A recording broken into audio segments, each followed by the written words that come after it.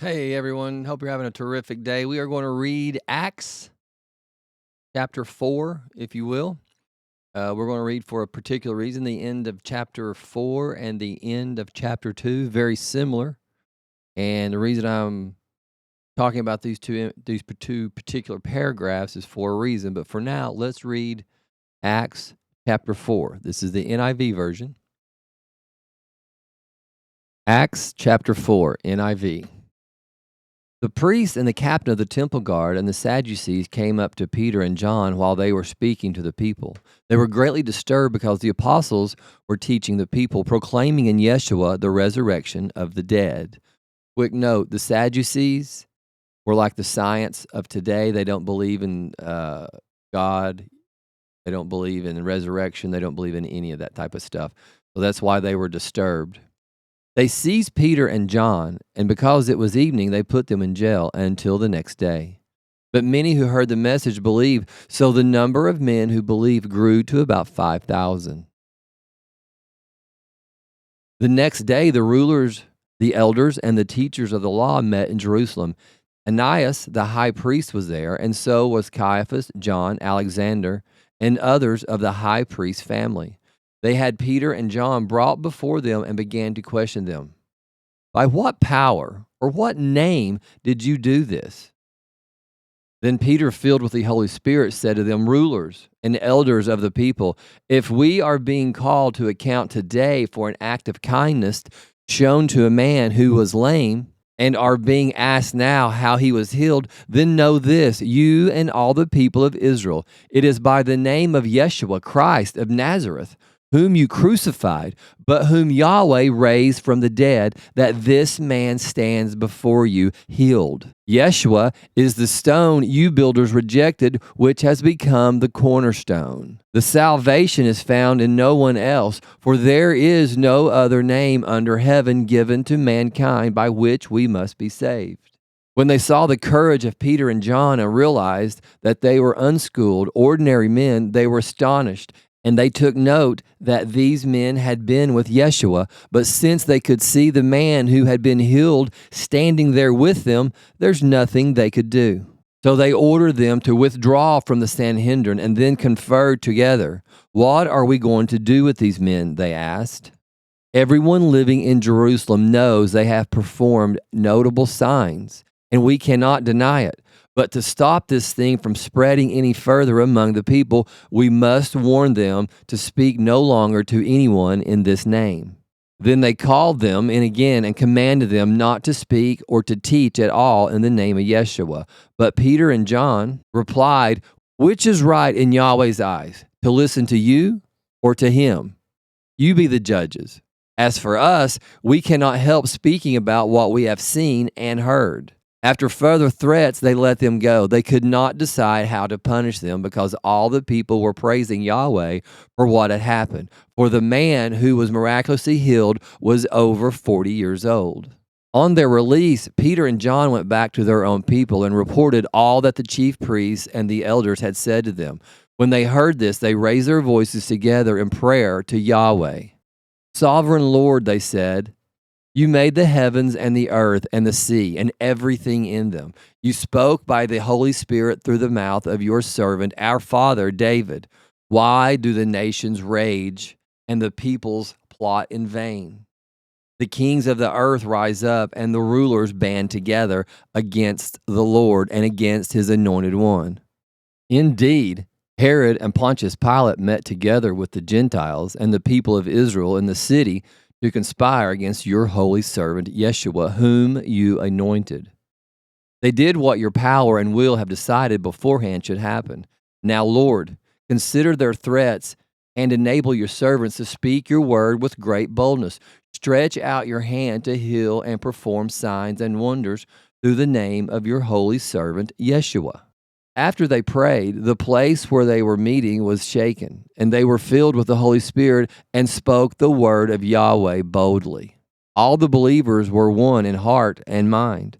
No one claimed that any of their possessions was their own, but they shared everything they had. With great power, the apostles continue to testify to the resurrection of the Lord Yeshua, and Yahweh's grace was so powerfully at work in them all there were no needy persons among them.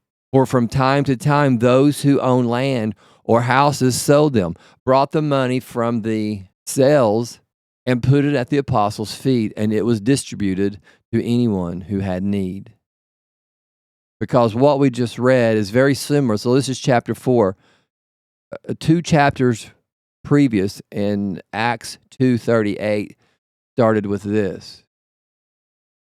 With many other words, Peter warned them, and he pleaded with them, "Save yourselves from this corrupt generation." Those who accepted this message were baptized, and about 3,000 were added to their number that day. They devoted themselves to the apostles' teaching and to the fellowship, to the breaking of bread and to prayer. Everyone was filled with awe at the many wonders and signs performed by the apostles. All the believers were together and had everything in common. They sold their property and possessions to give to anyone who had need. Every day they continued to meet together in the temple courts. They broke bread in their homes and ate together with glad and sincere hearts, praising God and enjoying the favor of all the people. And the Lord added to their number daily those who were being saved. Come together. Come together as one unit, one nation. Everything we do is about coming together. No denominations. Catholics, Methodists, Episcopalian, Protestants. You can go on and on and on. There's only one Bible. There's only one gospel. There's only one word, and there's only one way. And that's through the words of Yeshua, who will take us to the Father, Yahweh. Now, these men, once the Holy Spirit came over them, were not timid any longer. They stood up. They were in the Sanhedrin, the highest courts, and telling these people, you killed Yeshua. That's where we get our power from. The Holy Spirit came from him, the man that you killed. And in chapter 2, Peter set him on fire with those exact same words. So what are we talking about today? When we come together as one, we can't be stopped. But right now, we're divided, and intentionally so. This Bible's divided us. Who knows it? Who doesn't know it? If you knew how it was printed out, and you knew where Catholicism come from, and then where Lutheran and Methodist all came out of that, then the Episcopalians came out of that. So the point is just this. We need to come together as one. My message is for all of us to come together as one. Read our Bibles daily. Read our scriptures daily. Pray daily. Hands to him daily. Serve him. Add to the numbers daily. There was 5,000 added. There was 3,000 added. And so on and so forth.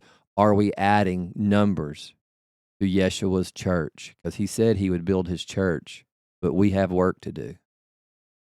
If we continue on doing what we're doing, being divided, and we're divided over silly stuff, should we play music? Should we not play music? Should we take communion once a week? These people took bread, broke bread, prayed every day, not just on Sunday. Communion was once a full meal. You were communing together. You were breaking the bread together. And the remembrance of him is for generations to come on. Your generations, your children, your grandchildren are watching you praise Yahweh.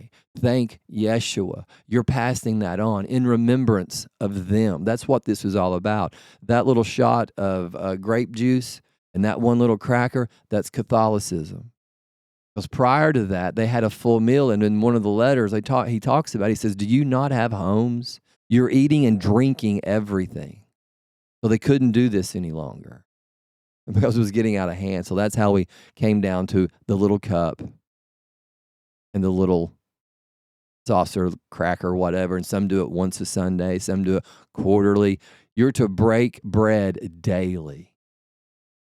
First day of the week is Sunday. Catholicism called that out in 336 in one of the meetings.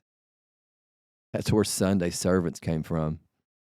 We are still to be under the Sabbath, taking our Sabbath rest because it is our rest.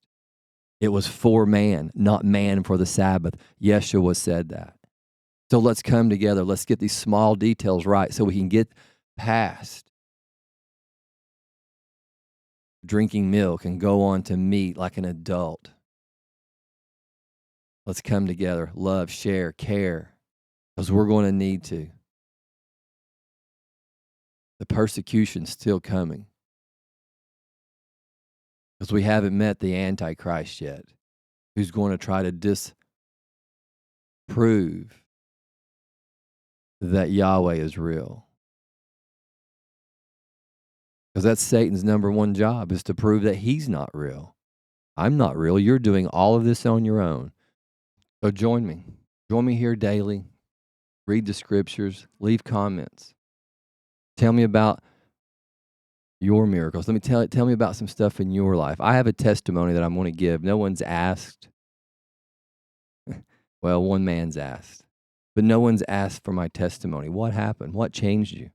How did you go from this to this? You did a 180. What once was passionate and everything in your life is nothing to you any longer. Let me tell you about that story. But for today, it's about no longer being timid. Know the Holy Spirit is real. Know Yeshua is real. Know Yahweh is alive and created this place. He is a real human being. Adam heard his footsteps. So join me. EcclesiaUSA. There's a better way.